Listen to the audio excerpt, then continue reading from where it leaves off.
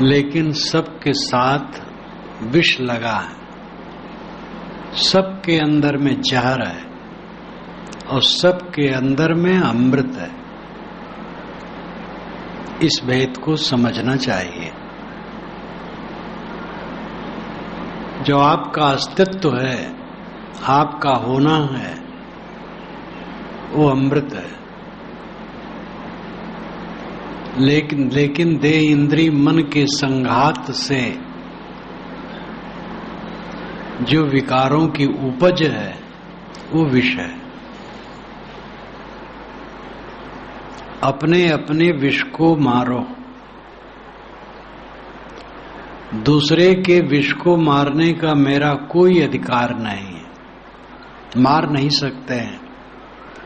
एक व्यक्ति दूसरे के हृदय को शुद्ध नहीं कर सकता, केवल राय दे सकता है। अपने अपने हृदय को शुद्ध करने का अधिकार है। सब अपना अपना जहर मारो और अपने जहर को मार लेने के बाद कुछ बचता नहीं। दूसरे को नहीं मारना पड़ता है। दूसरा कैसा है, जैसा है वैसा है। मेरा संबंध मेरे से है। दूसरे के उबले हुए जहर को सह लेना और अपने जहर को मारना, यही साधना है। जो हमारे आसपास लोग रहते हैं, अगर उनका विष उबल करके आ जाए तो उसको सह लिया जाए और अपना विष मारा जाए। इसी में व्यवहार है और इसी में परमार्थ है। अगर साथियों के उबले हुए विष को मैंने सह लिया तो व्यवहार अमृत हो गया। शिकायत नहीं की, उलाहना नहीं दी, कट नहीं कहा। कट कहना तो दूर, शिकायत भी नहीं की आपने हमें ऐसा कहा है। सह लिया। सह लेना सबसे बड़ी बात है। और अपने विष को निरंतर मारते हैं तो व्यवहार परमार्थ दोनों बन जाते हैं। मन और पेट सावधानी से दोनों को ठीक रखे, फिर कोई परेशानी नहीं। टट्टी अगर बंद करके नहीं आती है तो समझ लो भोजन की मात्रा ज्यादा है।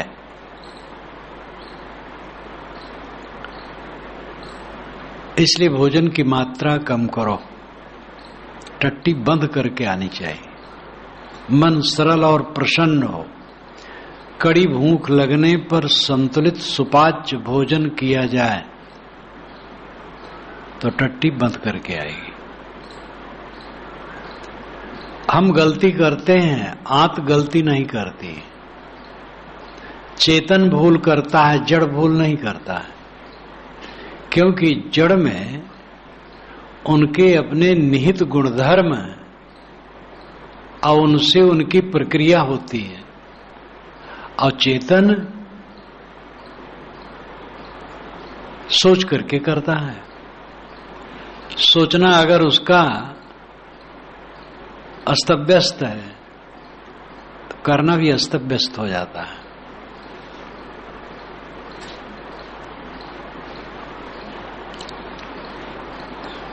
सोचना ठीक हो तो करना ठीक हो। जीव में सोचना है, जड़ में सोचना नहीं। जड़ में एक प्रक्रिया है। इसलिए चेतन गलती करता है, जड़ गलती नहीं करता। उसमें तो स्वभाव सिद्ध गुणधर्म है। आंत गलती नहीं करती। अगर हमने ज्यादा खाया है, खड़बड़ हो जाएगी आंत, टट्टी पतली हो जाएगी। मात्रा कितनी है, मात्रा से महत्व नहीं है। मात्रा तुलना करके महत्व नहीं है, अपने में मात्रा का महत्व है। किसी ने हमारे साथ में 4 रोटियां खाई, हमने 2 ही खाई, और 2 में अगर पतला हो गया तो 2 ज्यादा रहा। उसका हो सकता है 4 संतुलित हो। इसलिए मत एक सज्जन कहे मैं बहुत थोड़े खाता हूं, मैं कहूं कि भाई पेट तो थोड़ा गड़बड़ा जाता है हमके, तो आपका थोड़ा खाना नहीं वो ज्यादा खाना। एक रोटी खाओ, फिर अरे एक रोटी खाऊंगा तो मर जाऊंगा, यही भ्रम है। एक रोटी खाने वाला मर जाता है।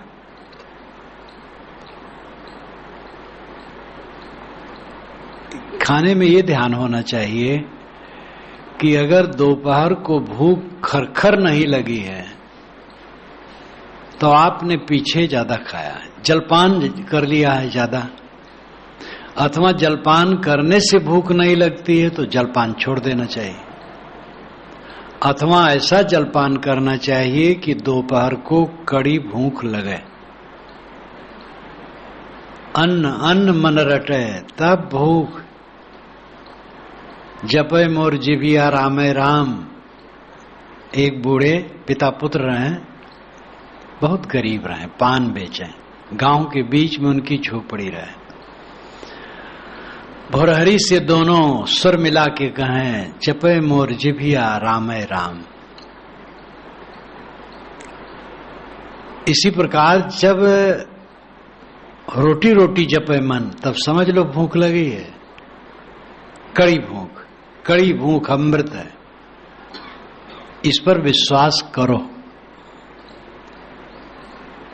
दोपहर को कड़ी भूख लगी है तो जलपान ठीक रहा है, नहीं तो ज्यादा रहा है। और भोजन में बैठो, भोजन में 3 गुण होने चाहिए, शुद्ध हो, सुपाच्य हो और संतुलित हो। शुद्ध का 2 अर्थ है, किसी का हक मार करके भोजन न किया गया हो, और वो तामस वस्तु उसमें न हो, अंडा मांस मछली न हो, नशा की चीज न हो, शुद्ध हो और सुपाच्य हो, जल्दी पचने वाला हो और संतुलित हो। और संतुलित तो खाने में करना पड़ेगा। और फिर शाम को जब आप भोजन करते हैं फिर खर भूख लगे, जब भी करते हैं, 6 बजे करते हैं, 9 बजे करते हैं। 9 बजे करते हैं तो कड़ी भूख लग जानी चाहिए, और 6 ही बजे करते हैं तो उस समय कड़ी भूख लग जानी चाहिए। जब रोज 6 बजे करते हैं तो ऐसा खाओ दोपहर में जिससे 6 बजे कड़ी भूख लगे, और शाम का भोजन और हल्का होना चाहिए, रात में और कम पचता है, और सुबह फिर खरखर भूख लगे। देखो कैसे नहीं टट्टी बंध के आएगी, कैसे नहीं पेट ठीक रहेगा। पेट के लिए मेवे, दूध, दही, घी नहीं चाहिए, ये भ्रम है। मैं काम बहुत करता था और भी करता हूं, तो मेरे लिए लोग कहें हित चिंतक कि आप भ्रमण में रहते हैं, भगत लोग दूध नहीं दे पाते हैं और भी कुछ नहीं प्रबंध कर पाते हैं, तो आपको तो पूजा मिलती रहती है ज्यादा, तो मेवे ले लिया करें और 1 पसर मेवे रोज खा लें तो दिमाग को शक्ति रहेगी। लेकिन कभी नहीं किया। मेवे जब मुझे कोई चढ़ाते हैं तो मैं यही कहता, तुम क्या काकर पाथर ले आए, और उसको भजवा देता हूं कि भाई जो कोई पकवान बनेगा उसी में छोड़वा देना। कभी कभार 2-4 दाना ले लिए, लेकिन मन नहीं कहता है। घी दूध दही बहुत फायदेमंद है, महाभ्रम है। घी दूध दही गलत नहीं है, कभी मिल जाए थोड़ा ले ले, लेकिन वो कोई बड़ी बढ़िया चीज नहीं है। जो वस्तु मिलती हो सहज, उसमें शुद्ध और सुपाच्य का ध्यान होना चाहिए, बस काफी है। मेरा अपना अनुभव है, किसान घर में शरीर जन्मा है, खेत में जाता था, नौकर के लिए उसकी पत्नी थाली भर भात लाती थी, वो देख करके दिल घबरा जाता था, इतना ही खा लेगा, एकदम भरा हुआ छाप करके, और उसके किनारे क्या, नमक और कड़वा तेल। और कड़वा तेल नहीं रहे तो वो गाली दे अपनी पत्नी को, गाली तो उनका स्वभाव रहता है, वो हंसते रहते, गरियाते रहते। कड़वा तेल पसंद करता था, कड़वा तेल और नमक। फिर वो आंख मूंद करके मशक डालता था 10 मिनट में और कभी बीमार नहीं देखा। रोटी के समय रोटी और नमक, सब्जी और दाल कभी कभार। ये तो औध क्षेत्र में कहावत है, साग भात सुभाए, पहिती रौरक आए। कोई शुभ दिन हो तो भात के साथ साग मिलता है, तरकारी मिलती है, और रौरे आ गए, समधी आ गए, दामाद आ गए, मामा आ गए, तो पहिती बन गई। पकी हुई दाल को पहिती कहते हैं अवध क्षेत्र में।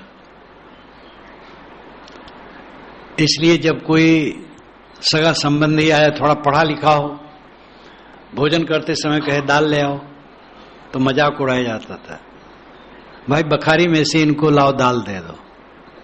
दाल का मतलब है जो पकी हुई ना हो, इसलिए शब्द पर वहां व्यंग होता था, हंसी होती थी। दाल दे दो इनको। कोई चावल कह दे तो डेयरी में से चावल दे दो। अरे भात पहिती, तो पहिती रौरे का आए, रौरे जब आवे, कोई बड़े आवे तो पहिती बन गई, दाल बन गई। और कोई शुभ दिन हुआ तो साग बन गया, नहीं तो नमक भात, नमक रोटी। और जिन नौकरों के लिए मैं कहता हूं, उनको बीमार पड़ते कभी देखा नहीं। ठंडी गर्मी वर्षा में काम कर रहे हैं, बीमार नहीं देखा। और हम लोग बीमार पड़ जाया करते थे जो बहुत छाया में रहते थे। तो ये महाभ्रम है कि घी दूध दही और मेवे से स्वास्थ्य बनता है। हाँ, किसी रोग व्याधि की स्थिति में वैद्य डॉक्टर के राय अनुसार कुछ उपयोग करना पड़े, वो बात अलग है। जो उपलब्ध हो, खास बात है, व्यक्ति को जो उपलब्ध हो उसमें इतने ध्यान दे कि शुद्ध हो और सुपाच्य हो। किसी का हक मार करके न खाया गया हो, खुराक न हो, और उसमें गलत चीज, अशुद्ध चीज ना हो, तामस चीज ना हो, सात्विक हो। और खाया जाए तब संभाल के खाया जाए, जिससे अगली मीटिंग में कड़ी भूख लगे। भोजन आपने संतुलित किया, इसका प्रमाण क्या है? क्योंकि भोजन के बाद उठे तो हल्का हल्का पेट लगता, स्फूर्ति है। और जब अगला समय भोजन का आया तो कड़ी भूख लग गई, यही उसकी कसौटी है। अब ये अपने को संभालना है, समझना है। साधक वह क्या है जो अपने भोजन को न समझ सके? आहार पर नियंत्रण। वाल्मीकि रामायण में जब राम सभी से मिले तो उन्होंने कहा आहार पर नियंत्रण है। अब राम कहे हो चाहे न कहे हो, राम तो राजा के लड़के थे, और सबरी तो तपस्विनी थी, जटिला, श्रवणीम, ये 2 शब्द वाल्मीकि रामायण में उसके लिए भामिन नहीं है। जटिला और श्रवणीम। जटिला का मतलब है जटाजूट वाली, श्रवणीम सन्यासिनी। श्रवण शब्द उपनिषद में भी है, सन्यासियों के लिए। तो श्रवणी थी, सन्यासिनी थी, इसलिए राम से कहलवाया गया है भोजन पर संयम है। भोजन पर संयम नहीं होगा, भजन क्या करेगा? शुद्ध ब्रह्मचर्य उसका क्या रहेगा? पेट ठीक क्या रहेगा? पेट ठीक रखो, संतुलित भोजन करके, और मन ठीक रखो। संतुलित भोजन के पचने में मन भी जरूरी है। मन अगर तनावग्रस्त है तो भोजन नहीं पचेगा। मन सरल हो, पवित्र हो, प्रतिक्रिया रहित हो। प्रतिक्रिया मन में आती रहती है, आसपास के लोगों से ही ज्यादा आती है। किसी ने कुछ कह दिया किसी ने कुछ कर दिया जो हमारे मन के अनुसार नहीं है, प्रतिक्रिया आ गई। ये प्रतिक्रिया ही जहर है, इसको मारना है। कहां जाओगे? सर्वत्र दुर्गंधी, सर्वत्र दुर्गंधी है। जहां जाओगे वहीं प्रतिक्रिया के साधन मिलेंगे। एक आदमी देखा घर में बच्चे ने टट्टी कर दी है, उसकी माता ने सफाई अभी नहीं की, बर्तन जूठा कूठा पड़ा है, मक्खियां भिनभिनाती हैं, दिल उबा, गांव छोड़ दिया, गया शहर। जिस मोहल्ले में गया बड़ी गंदगी, शहर से जीव उब गया। गया एक बाग में बैठा, ऊपर से पक्षी ने बीट कर दिया। अब बाग में भी शुद्धता नहीं, जंगल चला गया। साफ जगह बैठा, जब दृष्टि उसकी नीचे जमी तो देखा हड्डी का चूर, महीन महीन, बड़ी घृणा हुई। थल पर कहीं दुर्गंधित छुटकारा नहीं।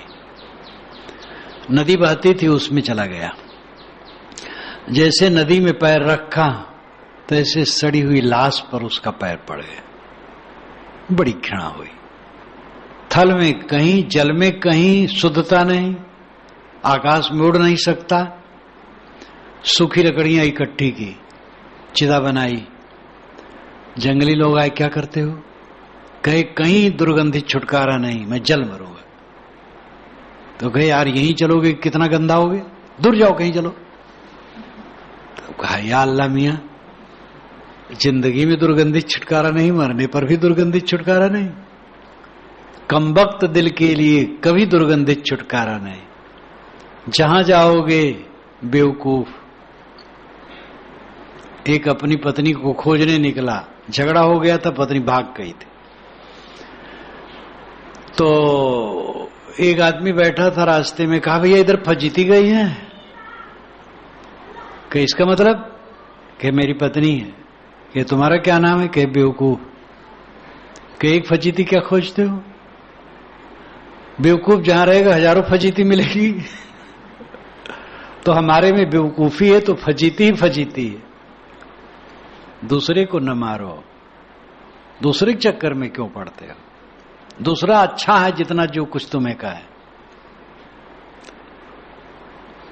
अपने को मारो। अपने जहर को मारना और दूसरे के जहर को सहना, यही साधना है। सब में जहर है। श्री विशाल साहब सुबह निकलते थे। पहली अवस्था में तो और दूसरी स्थिति थी, लेकिन हम लोग जब देखते थे तो सुबह निकलते थे, शौच इत्यादि खोलें और प्रकाश हो जाए तब लकटी उठावें, खड़ाऊं पहने चल दें। तो उनके साथ 2 व्यक्ति जाते थे। कुछ जलपान के लिए झोली में रख लें, पानी रख लें, जाएं।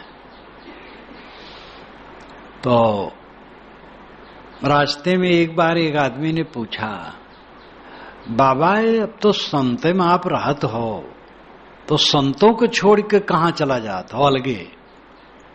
तो साहब खड़ा हो गए। तब कहना ऐसा है, जितने सांप होते हैं सब में कुछ जहर होते, और जेमा जहर नहीं होते उहुम लागत है भय कि उहुम न जहर हो। जितने मनुष्य सब में जहर है, तो कुछ समय बिल्कुल अलग रह करके अपने जहर को मारता हूं। तो आदमी समझ ही नहीं पाया। अब ये चीज तो साधक समझता है। तो सबके अंदर में जहर है, अहंकार का जहर है, कामना का जहर है, और सब साधक अपने अपने जहर को मारने के लिए आए हैं, चाहे गृहस्थ हो चाहे विरक्त हो।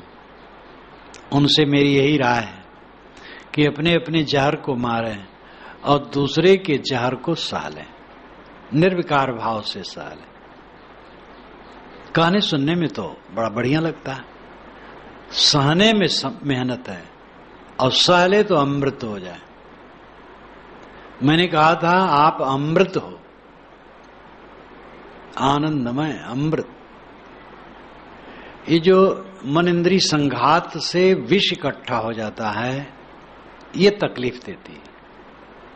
इसको मारने का काम करो। पेट और मन दोनों ठीक रखो। पेट के विषय में मैंने नुस्खा बताया, कई बार बताता रहता हूं, अब अपने पर भी ये प्रयोग रखता हूं। किसी प्रकार के भोजन की आकांक्षा न रखो, अमुक चीज मिले, जो मिले बस बढ़िया, और उसको कम न कहे। वेद में भी आया, अन्न की बात जहां आई, बड़ा बढ़िया बढ़िया बढ़िया सीख, मीठी मीठी सीख वेदों में है।